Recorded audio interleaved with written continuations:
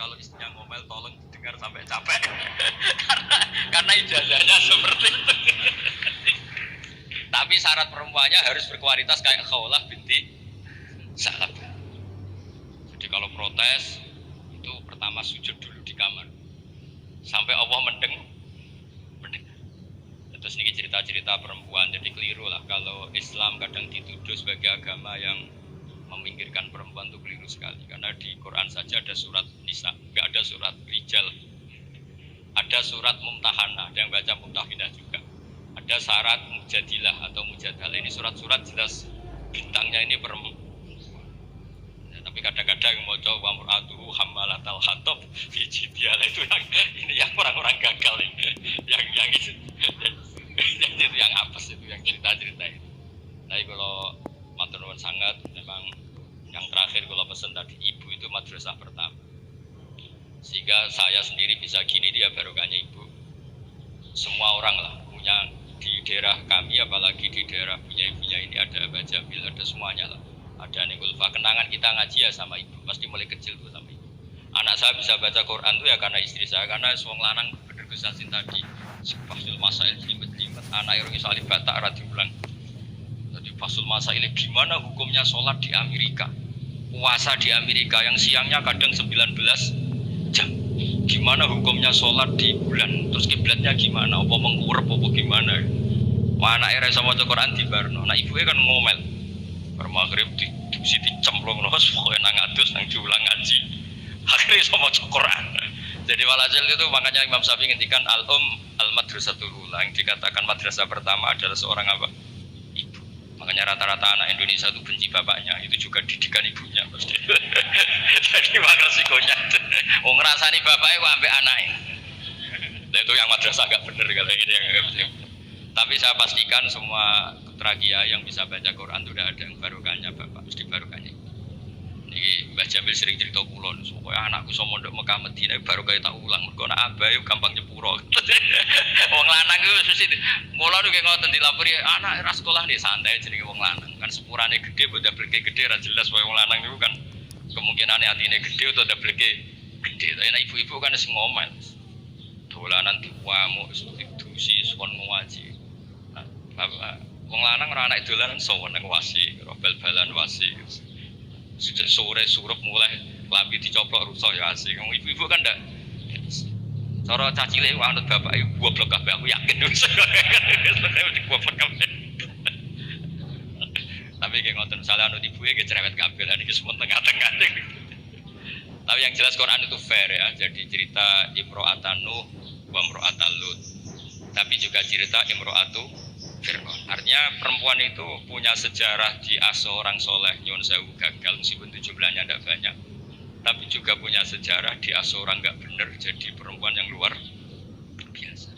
Makanya kalau suwun tafaqquh fid din utamanya yang mengkaji Quran karena Quran itu lengkap-lengkapnya kitab belum ada kitab suci mulai Zabur, Taurat, Injil selengkap apa Al-Quran. Jadi kita tidak perlu berpikir kitab suci yang lain karena kita tidak tahu itu muharraf apa enggak. Karena kita Islam, soal yang pengikut yang lain ya monggo, tapi ini cerita sampai halal gini ya diceritakan Quran, cerita wanita yang nyun sewu gagal padahal suaminya soleh, yaitu Imro'atan Nuh sama Imro'atan Lut. Tapi juga cerita perempuan tangguh padahal suaminya ini enggak soleh, bahkan enggak soleh kelas atas Fir'aun.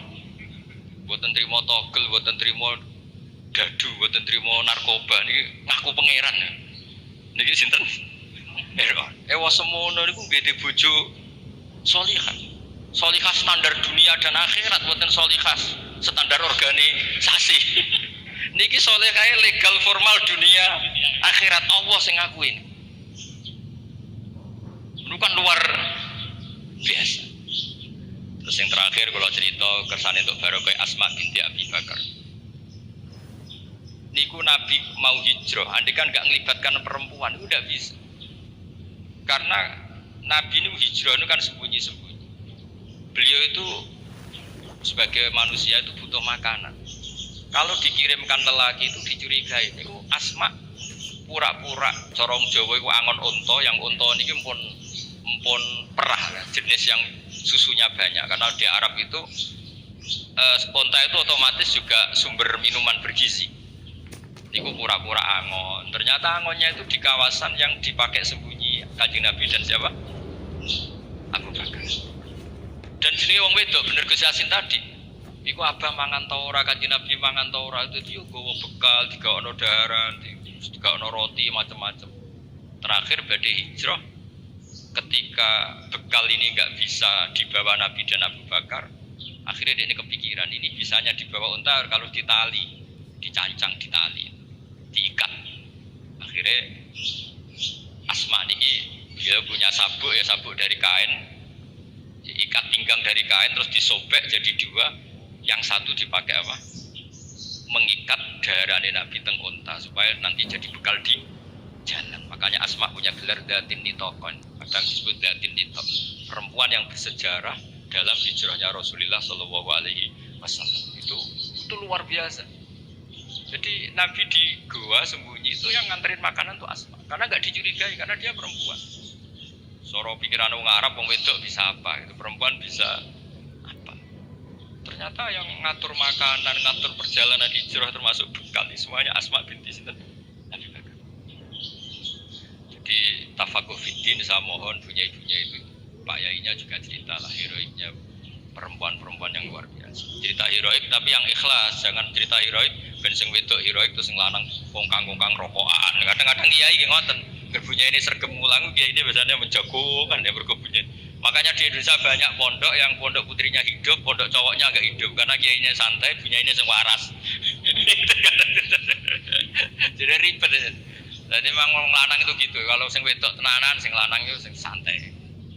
Jadi memang hidup itu tidak pernah sempurna, tapi bagus lah. Gak sempurna itu ya bagus karena jadi tawadu. Terus, walhasil kalau cerita betapa perempuan itu dihormati di Quran. Dan itu detail. Allah kalau cerita perempuan itu detail. Mulai ceritanya tadi detail sekali. Makanya kalau belajar Musnad Ahmad itu diantaranya ada cerita Nisaul Ansor. Jadi ada beberapa juz yang memang hanya cerita tentang perempuan.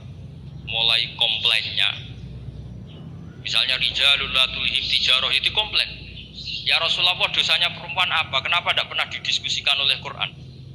Quran itu fihi rijalu yuhibbuna yatatahharu. Akhirnya ya dituruti oleh pangeran ono innal muslimina wal muslimat wal mu'minina. Itu komplain. Kalau nggak masuk itu ya komplain. Jadi segawannya komplain. Makanya Pak Kiai harus siap. Kalau udah komplain namanya nggak perempuan. Mulai dulu itu apa saja dikomplain, ini apa dosa perempuan udah didiskusikan gitu. Komplain. Wis pokoke ngoten niku ya diceritakno mek Quran. Tapi kata Ibnu Hajar Al-Asqalani dalam kitab Fathul Bari tadi, adallu dalilin ala nubuwati Rasulillah sallallahu alaihi wasallam adalah cerita semua istrinya. Biasanya maru itu kan enggak cerita baik, Dorroh itu orang kalau nikah banyak. Itu biasanya kan ceritanya semrawut. Tapi Nabi itu karena di rumah benar-benar soleh, hiburannya itu sholat, hiburannya itu religius. Istrinya Nabi itu nggak bisa berbuat apa-apa. Ya memang bersaksi kalau beliau itu seorang Nabi. Itu kalau Aisyah cerita, Nabi kalau dengar adzan itu senangnya bukan main. Sampai bilang ini waktu istirahat saya. Kalau malam itu istilahkan gitu. Dari ini ata'abbadu li rabbi, aku barno, aku tak sholat. Itu kalau sholat ya malam sampai pagi. Dan itu ketika di Aisyah bukan di Saudah. Kalau di Saudah mungkin para papa, ya sanjan Saudah, ya mesti wae sholat ditinggal. Ini di cerita Sayyidah Aisyah. Banyak kiai istrinya tidak tanci saja gak tahajud. Lah iku nak bojone ayu semangat atau tahajud kan. Ini Sayyidah siapa? Aisyah. Zainab juga gitu. Setelah Rasulullah intaqala ila rafiqil a'la, setelah Rasulullah itu kapundhut, bahasa halusnya intaqala ila rafiqil a'la.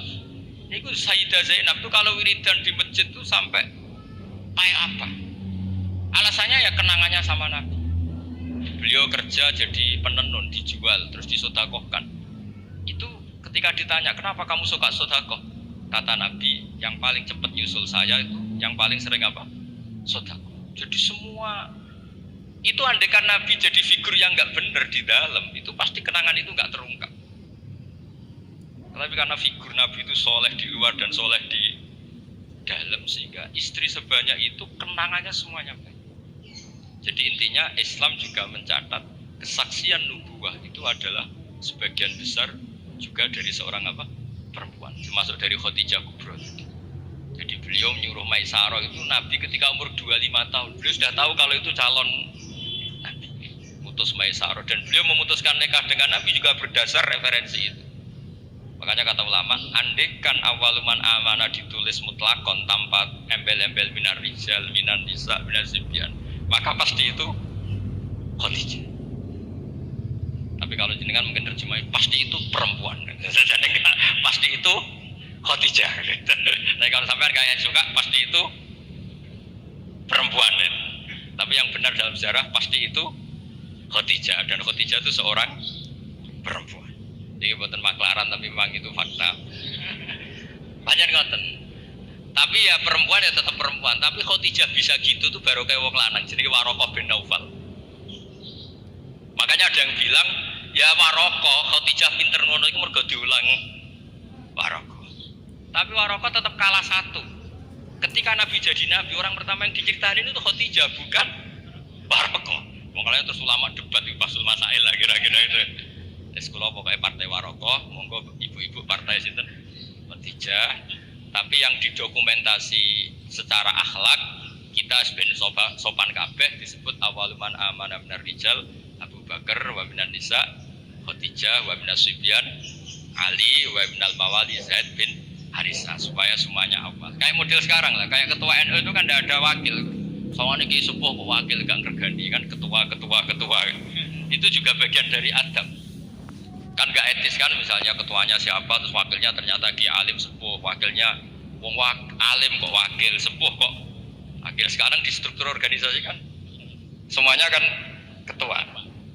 Jadi kayak ya di PBNU, di PP, ya semuanya modelnya gitu. Itu termasuk terinspirasi tadi untuk mengukur awaluman amanah supaya semuanya awal, disebut awaluman amanah apa? Minar rijal, terus Abu Bakar wa minan nisa, terus wa minas sibyan, terus wa minal mawal.